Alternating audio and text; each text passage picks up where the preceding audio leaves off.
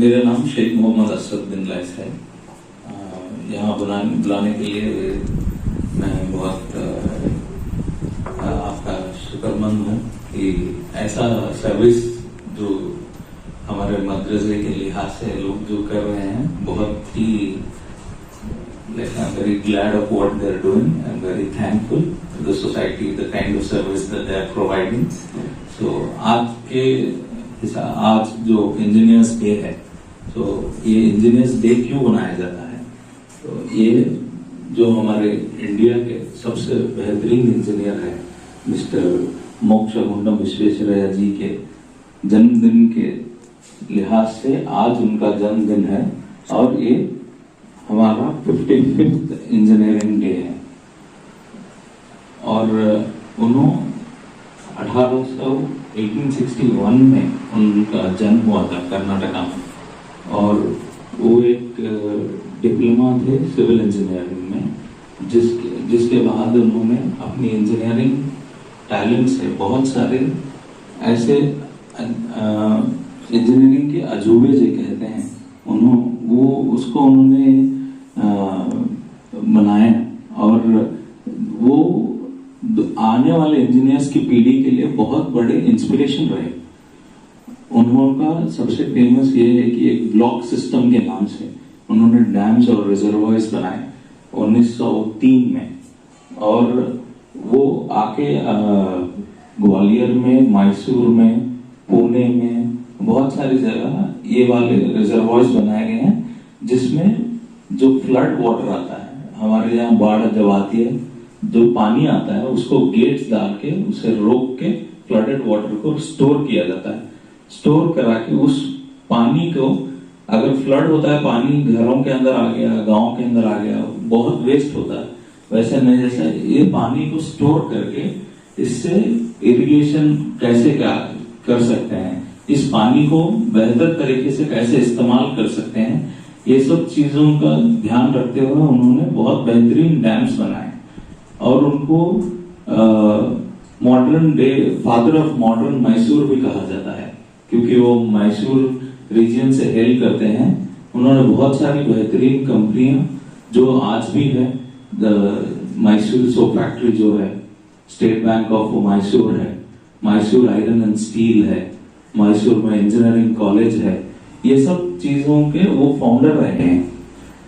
और इंजीनियर होते हुए उन्होंने ना कि सिर्फ सिविल इंजीनियरिंग में अपना टैलेंट यूज करके लोगों की मदद की है, उन्होंने as a engineer Tata Steel के साथ एक आर्म्ड व्हीकल बनाई थी, जो कि वर्ल्ड वॉर 2 में यूज की गई थी, जो एक बुलेट प्रूफ व्हीकल थी, जो कि वर्ल्ड वॉर 2 में बहुत मदद में आई थी। और इसका भी इन्होंने ही प्लान वगैरह बनाया था, इन्हीं की मदद से ये बना सके। At the same time Visvesvaraya ji जो है बहुत बेहतरीन इंजीनियर रहे हैं। उनके विजन की हमें दाद देनी चाहिए, और बहुत बड़े इंस्पिरेशन है इंडिया के लिए। इसीलिए आज हम इंजीनियरिंग डे जो है उनके याद में मनाते हैं। वो अपने ब्रिटिश राज में British knight of the British Empire बनाया था, उनको नाइट का टाइटल दिया गया था, जो कि बहुत बड़ा टाइटल है। ब्रिटिश ने उनको दिया था एज इंजीनियर। उनको इंडियन गवर्नमेंट ने भारत रत्न भी दिया था। उसके बाद ही 1965 से हम लोग ये इंजीनियरिंग डे बना रहे हैं उनकी याद में। उनकी याद में ना सिर्फ इंडिया, श्रीलंका और तांजानिया भी इंजीनियरिंग डे बनाते हैं। ये जो है विश्वेश्वरैया जी के बारे में था कि इंजीनियरिंग डे क्यों बनाते हैं, वो कौन है। अब हम इस बात पे आते हैं कि इंजीनियर्स कौन है, इंजीनियरिंग क्यों करनी है, और कौन इंजीनियर बन सकता है। अगर हमें इंजीनियर बनना है तो हमें क्यों बनना है। ऐसा नहीं है कि हम बहुत सारे प्रोफेशंस हैं, लेकिन हमें इंजीनियर ही क्यों बनना है। अगर इंजीनियर ही बनने की जरूरत है नहीं, लेकिन अगर किसी को बनना है तो ये समझना है कि इंजीनियर कौन बन सकते हैं, कौन इसके काबिल है।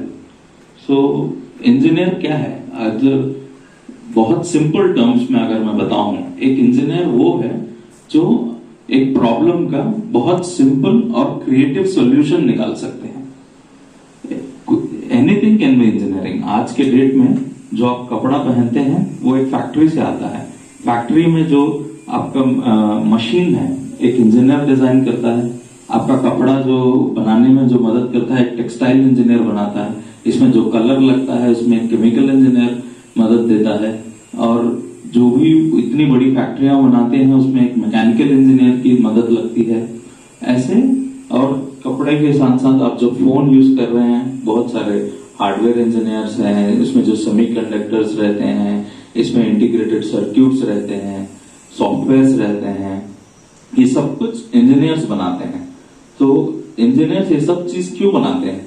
अगर उनके दिमाग में आ रहा है कि आज के दिन कोई प्रॉब्लम है और उसे मुझे एक अच्छा सा सोल्यूशन देना है और आप समझते हैं कि आप सोल्यूशन दे सकते हैं, प्रॉब्लम बड़ा होने की जरूरत है नहीं, बहुत ही छोटा सा प्रॉब्लम हो सकता है, बहुत छोटा सा प्रॉब्लम। जैसे कि ये चेयर है, आप देखते हैं चेयर होते हैं जो कि बिना हाथ के भी आते हैं, हाथ के भी आते हैं, इसमें रेक्लाइनर भी आते हैं। मतलब आपको ऐसा लगेगा कि एक इंजीनियर जो सोचते हैं कि मैं इसमें क्या बेहतर कर सकता हूं, मैं इसको और बेहतर कैसे बना सकता हूं, अगर बना रहा हूं तो क्यों बना रहा हूं। ये सब चीज पहले स्टूल हुआ करते थे, बाद में इन्होंने चेयर बनाए, सोफा बनाए। तो कोई सोच रहा है ना, अगर एक कोई सोच के कोई चीज बना रहा है और वो सक्सेस हो रहा है उसको सब बाकी सारे लोग फॉलो कर रहे हैं। लेकिन पहला आइडिया किसी को डालना है, एक प्रॉब्लम में किसी को सोल्यूशन फाइंड करना है, उसके बाद जाके बाकी सारे लोग फॉलो करेंगे उसको। इतना बड़ा घर जो बना रहे हैं आज के डेट में, जो सिविल इंजीनियरिंग इंडस्ट्री है इतना फास्ट ग्रो कर रहा है। पहले अंडे और मिट्टी को मिला के अपने जो डैम्स वगैरह बने हैं, शक्कर अंडे वगैरह मिला के ये दीवारें बनाई जाती थी। उसके बाद मिट्टी का इस्तेमाल हुआ, उसके बाद ईंटें बनाई गई, ईंटें मिट्टी से बनाई गई, ईंटों को जला के बनाए गए थे। अब सीमेंट के ईंट आ रहे हैं, सीमेंट की छोड़कर फ्लाई ऐश के ईंटें आ रहे हैं। सब अलग अलग तरीके और अलग अलग बेस ऑफ अप्रोच बहुत अलग है। हम ये नहीं एक आज हमने ये नहीं लगा कि ऑलरेडी ये चीज है तो मैं क्यों बनाऊं, मैं कुछ नया क्यों करूं, ऐसे नहीं सोचा उन्होंने। और मैं इसको बेहतर कैसे बना सकता हूं, अगर मुझे बेहतर बनाना है तो और क्या करना है और कैसे करना है।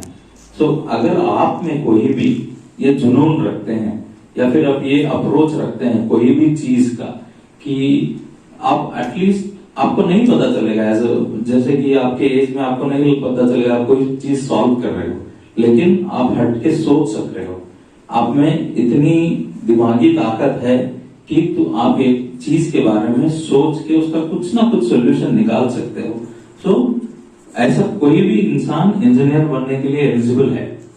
So anything that can provide a solution in a creative way is engineering. So ये इंजीनियर्स और आज के डेट में इंजीनियर्स कहाँ कहाँ है, ऐसा नहीं है कि सिर्फ सिविल इंजीनियर को इंजीनियर बुलाया जाता है। जैसा मैंने कहा आपके कपड़े, मशीन, सॉफ्टवेयर।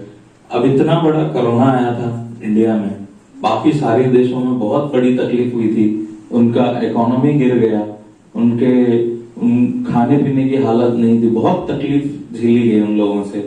फिर भी India being a very diverse and largest democracy in this nation in the world, हमारा सबसे बड़ा डेमोक्रेसी है और हम इतने बड़े कोरोना से भी बच के निकल सके विदाउट अ मेजर लॉस, क्योंकि इंडिया में एज अ कंट्री हमें बहुत सारे सोर्सेस ऑफ इनकम है, जिसमें से सर्विस इंडस्ट्री बहुत बड़ा है। सर्विस इंडस्ट्री माने आप अगर कोई चीज खरीदते हो, समझो एक साबुन खरीद रहे हो, तो साबुन क्या हुआ, प्रोडक्ट हुआ। जो कंपनी प्रोडक्ट बनाती है इसको प्रोडक्ट कंपनी बनाया जाता है। अब आप मोबाइल में रिचार्ज करवा रहे हो, लेकिन आप कुछ प्रोडक्ट नहीं खरीद रहे हो, आप पैसे भर रहे हो, वो लोग वैलिडिटी दे रहे हैं और कॉल्स करके बात कर रहे हो, तो ये लोग आपको सर्विस प्रोवाइड कर रहे हैं। ठीक है, अगर आपका कुछ प्रॉब्लम आए तो आप किसी कॉल सेंटर को कॉल करके पूछ रहे हो कि मुझे क्या करना है, मैं समझो वॉशिंग मशीन खरीद के लाया, खराब हो गया, तो मैं कॉल सेंटर पे कॉल करके पूछूंगा कि मेरे को कैसे इससे सॉल्व करना है। तो जो बंदा उधर बैठ के बात कर रहा है वो एक सर्विस प्रोवाइड कर रहा है आपको कि सॉल्यूशन दे रहा है। ऐसे ही आईटी कंपनीज बहुत सारे बड़े बड़े प्रॉब्लम्स, छोटे हो या बड़े जो भी हो, प्रॉब्लम्स को सॉल्यूशनिंग कर रही हैं, सर्विसेज प्रोवाइड कर रहे हैं। ऐसे कंपनीज इंडिया में बहुत है और ये सर्विस सेक्टर से इंडिया को बहुत बहुत सारा इनकम आ रहा है। तो एक इंजीनियर बन के हम ना के खुद की मदद कर रहे हैं, हम देश की भी मदद कर रहे हैं, हम रेवेन्यू जनरेट कर रहे हैं देश के लिए, जो कि one of the highest paying jobs है आज के डेट में। आप कहीं भी चले जाइए, आप भी सुन रहे हैं, सत्या नादेला है, सुंदर पिच्चई है, अभी पराग जो ट्विटर के सीईओ है, बहुत सारे बड़े बड़े इंजीनियर्स हैं, सीईओस हैं, ये इंडिया से हेल्प करते हैं। तो ये लोग भी यहाँ से आईआईटी से या इंजीनियर बन के निकले थे, वहां जाके आज माइक्रोसॉफ्ट, गूगल, ट्विटर, जो कि दुनिया की सबसे बड़ी जाने मानी कंपनीज हैं, अडोबी, कोका कोला, बहुत सारी, अब स्टारबक्स जो एक कॉफी मैन्युफैक्चर करता है, सबसे महंगी कॉफी आती है दुनिया में, इसका सीईओ, ये सब लोग इंडियंस हैं। मोस्ट ऑफ देम इंजीनियर्स भी हैं, इंडिया से हेल्प करते हैं।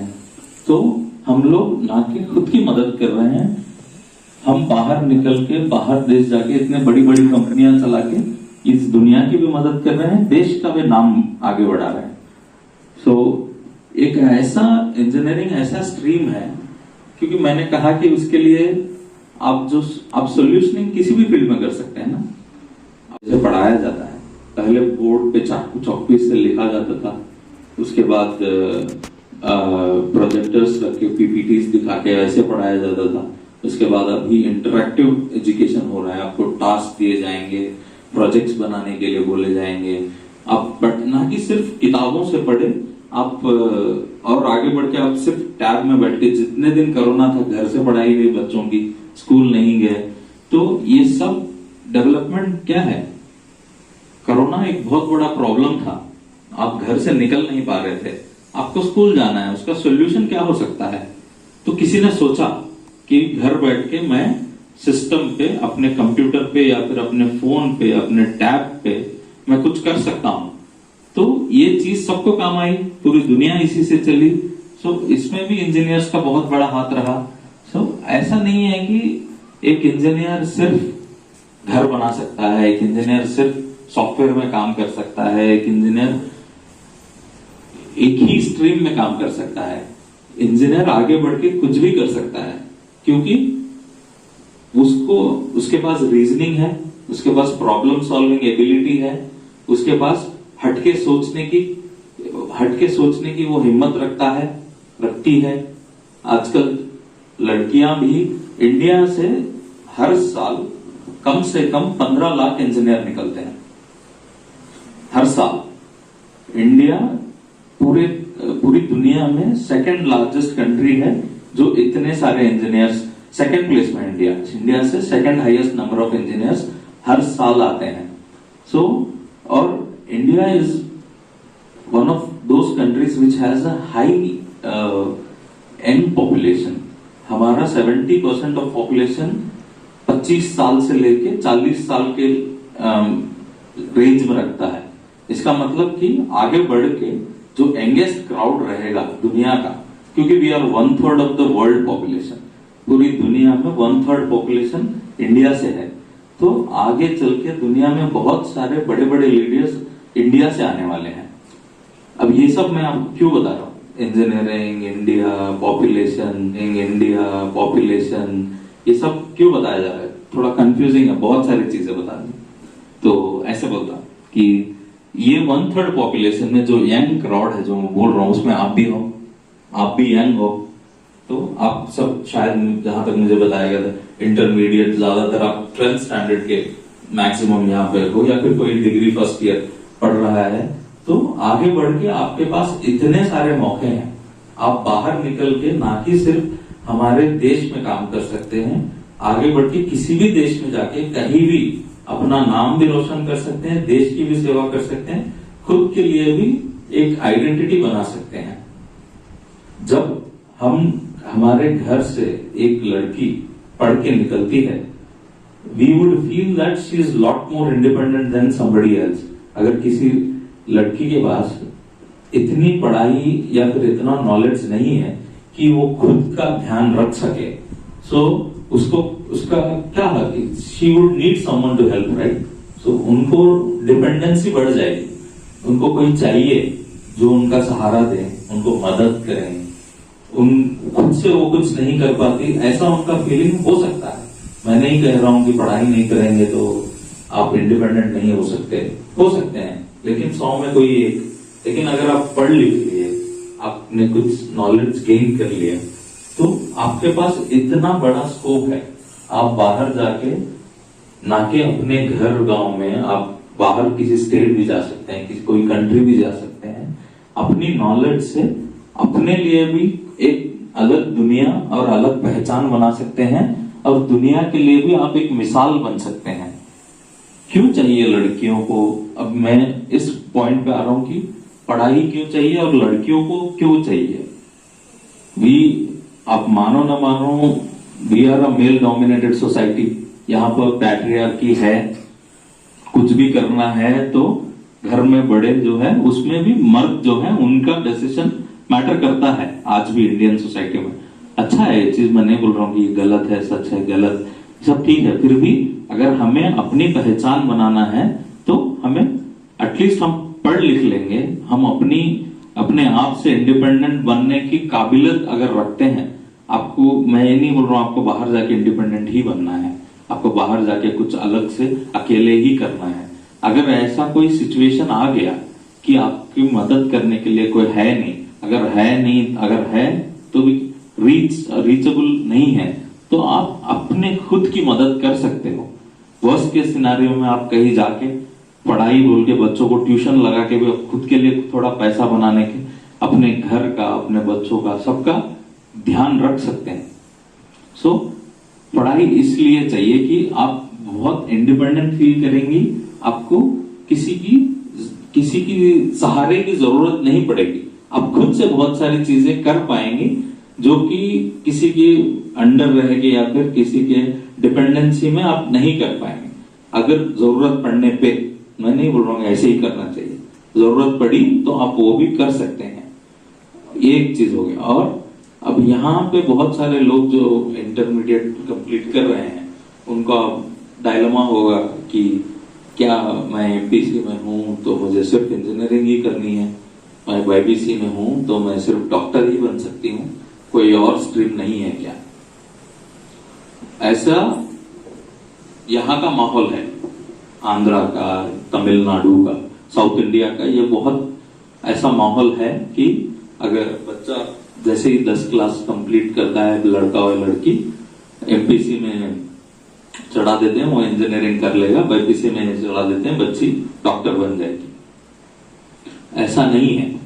अगर आप एमपीसी खत्म करते हैं और आप खुद को आप समझते हैं कि मैं कुछ नया बनाना चाहते हूं या फिर मैं कुछ बड़ा करना चाहता हूं, मेरे को एंडलेस अपॉर्चुनिटीज की जरूरत है, ऐसे लोग इंजीनियरिंग में बेशक जा सकते हैं।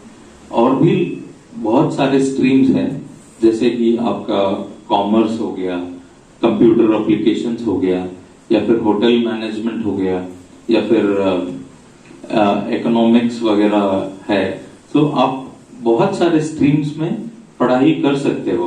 आप लैंग्वेज भी पढ़ सकते हो, आप अरबिक एजुकेशन, इस्लामिक एजुकेशन भी है।